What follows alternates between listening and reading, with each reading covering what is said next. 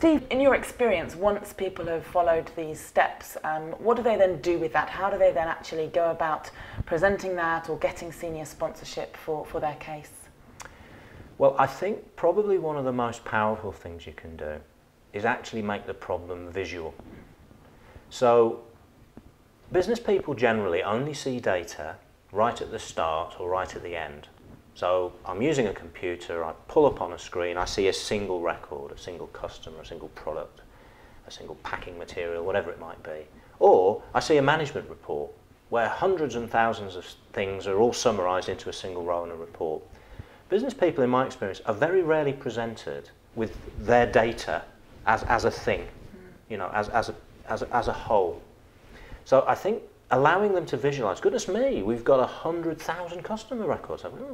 Oh, and start to measure the quality. You're telling me 98,000 of those 100,000 aren't fit for purpose?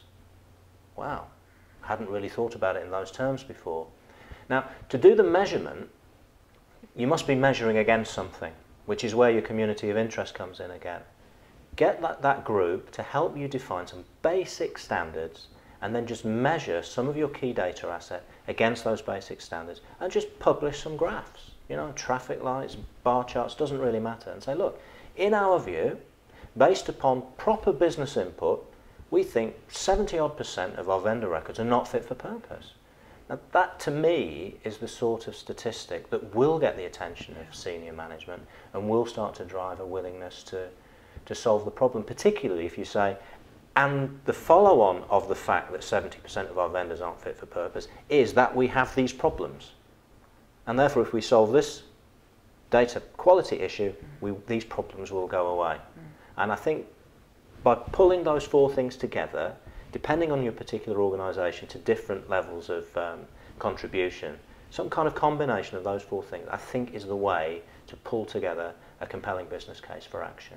It's a great process to follow, and I think something that's quite easy for anyone who's interested in looking at how they can use data and master data management more effectively, something they can really follow and comply with. Have you got any final words of encouragement or any particular final nuggets that you'd like to share with us? I suppose that the last thing I would say around building the business case is everybody who cares about data quality needs to start talking to other people about it. Certainly within IT communities, I've found a reluctance to engage business people at the coffee machine about data.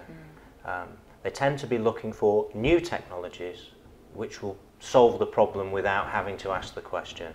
So I would simply advocate everybody who's got an interest in this area, start engaging with people, talk to people. It might take a number of months just to raise the level of awareness to a point where people are prepared to have a proper conversation about it. But you have to start somewhere.